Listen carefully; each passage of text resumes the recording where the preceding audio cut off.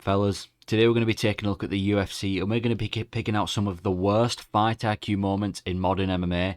Now, there are a lot of fighters in the UFC that do some very smart moves in the octagon, and then there's some fighters that do terrible moves where they were winning the fight and they end up making it, they end up losing the fight, or just stupid decisions in the UFC that doesn't make any sense. And we're going to be taking a look at a few of these moments. We've got 5 key examples of some terrible fight IQ in the past couple of years in MMA or in the UFC, and today we're going to be taking a look. If you agree with any of these takes, please let me know. If not, again, please let me know. But starting off, I'm going to go with Sean Strickland versus Alex Pereira.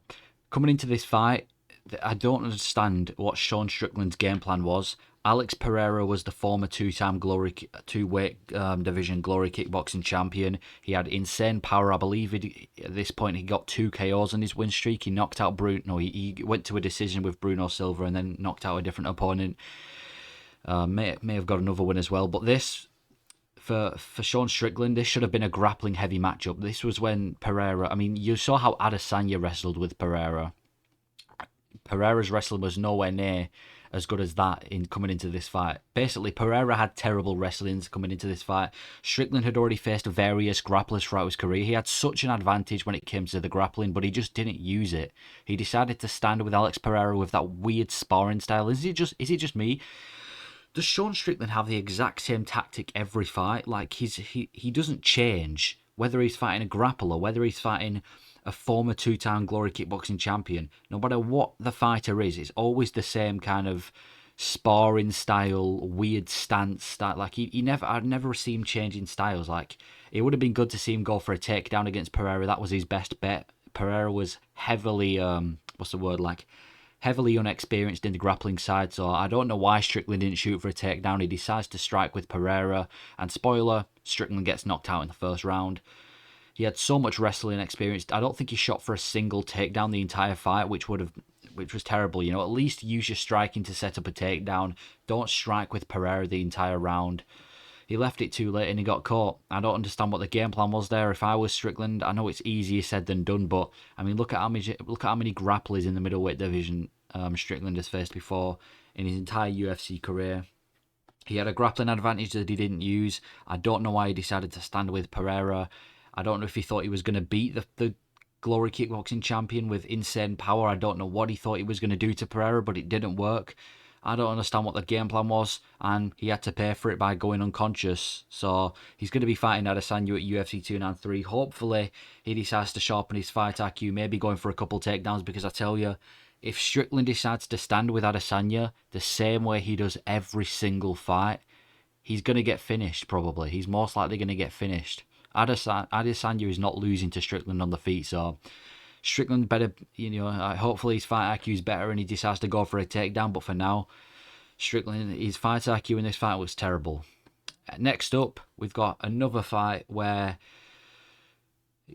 I'm just going to explain it. Yuri Prochaska versus Glover Teixeira. I don't know if that's how you spell Yuri Prochaska's last name, but this had so many terrible fight IQ moves from Glover Teixeira, and the most notable one is in, I think it was the 4th round, where he rocked Yuri Prochaska, and he was on the verge of finishing him, and he decides to pull guard. I don't understand why he did that. He had Yuri rocked. They were both gassed. He could have genuinely finished Yuri on the feet, but he decided to pull guard. I don't understand what the game plan was there. I don't know why he decided to pull guard, and he actually could have beaten Yuri Prochaska. 42-year-old Glover Teixeira could have beaten Yuri Prochaska. He rocked him. He rocked Yuri and just decided to pull guard. This was a terrible decision, because now when you pull guard, you're giving Yuri Prochaska time to rest. You're giving him time to recover. I don't understand why he did this. There's a very low chance that pulling guard could have found him a guillotine. Or maybe, I don't know, maybe he was looking for a quick submission that just failed, but I don't understand why he decided to pull guard on Yuri Prochaska in this fight.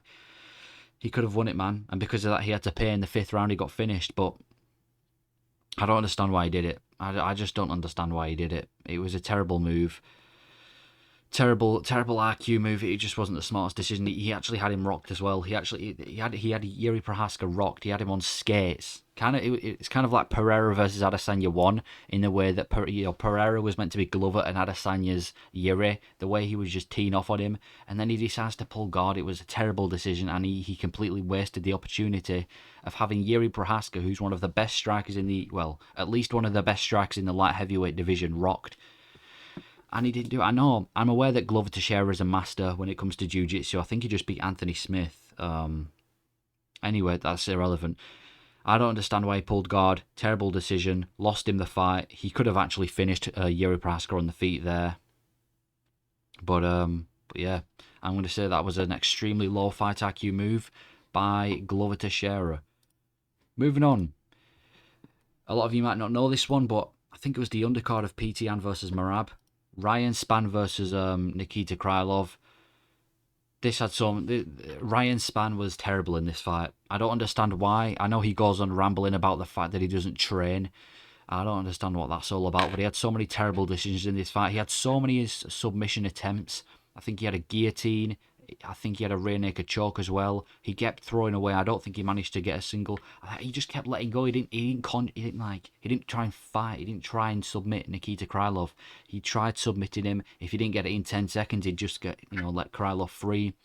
And he was arguably winning the grappling exchanges. This was a heavy grappling fight, and Ryan Spann was arguably winning. He was on top. He was in mountain a lot of the time. He was arguably winning. He had decent rolls. Found a couple of submissions. I think he found a Darce choke as well at one point. But eventually, it got to the point where I think he escaped a submission. Or no, I think Nikita Krylov was on his back. Yeah. Nikita Krylov was on his back, and then he finally gets him off his back and goes head first, arm first into a triangle choke.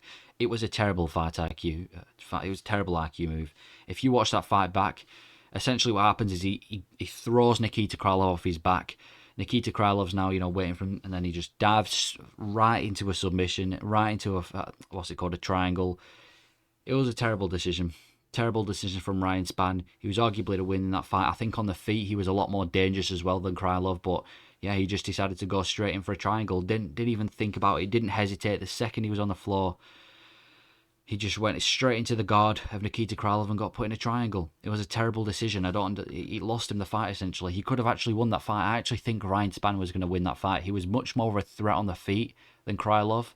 And in the grappling exchanges, he was actually having a lot of success.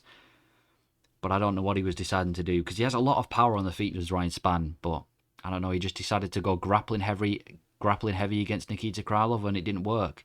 And before this fight, I don't know why he was so hesitant to strike with Krylov at all, because I'm pretty sure he initiated the grappling exchanges, because before this, Krylov, I think he finished an old Alexander Gustafsson, so I don't know where the threat is there, because Gustafsson's washed now.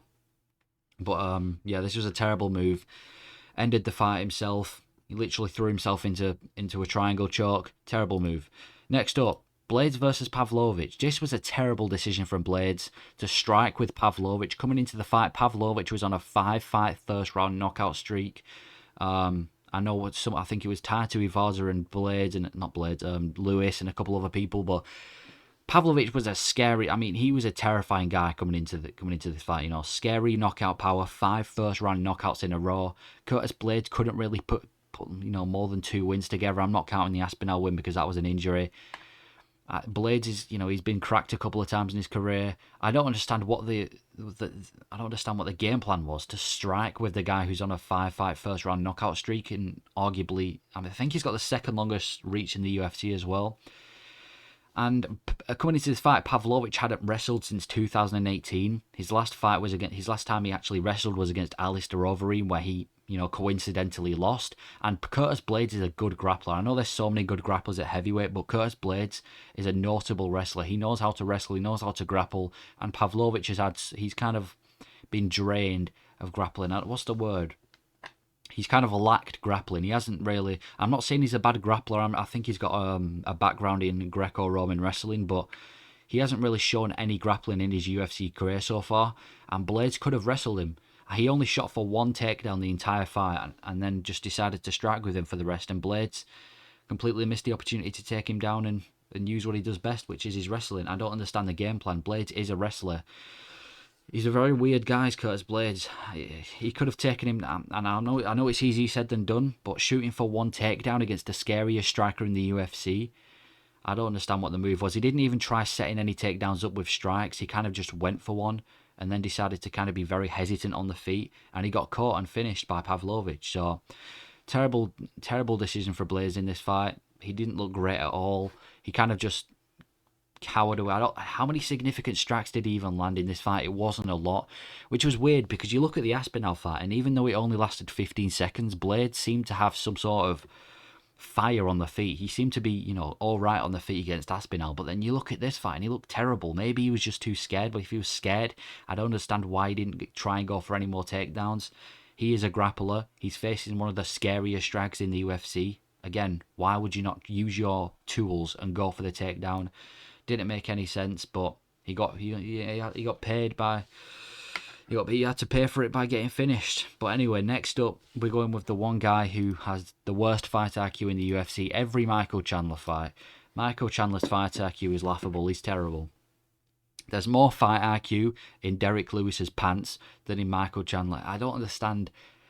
I guess he's more of an entertainer, is Micheal Chandler. He doesn't really fight to win. He fights for it to entertain, which fair enough. I mean, I respect that, but you can't lie, he has some terrible fight IQ moments. Again, kind of like Curtis Blaydes, he has the tool to beat nearly every lightweight. He's short, stocky, explosive, power, good striker, great wrestling. He's arguably a very stylistically a nightmare for Chandler. Not for Chandler, for Islam.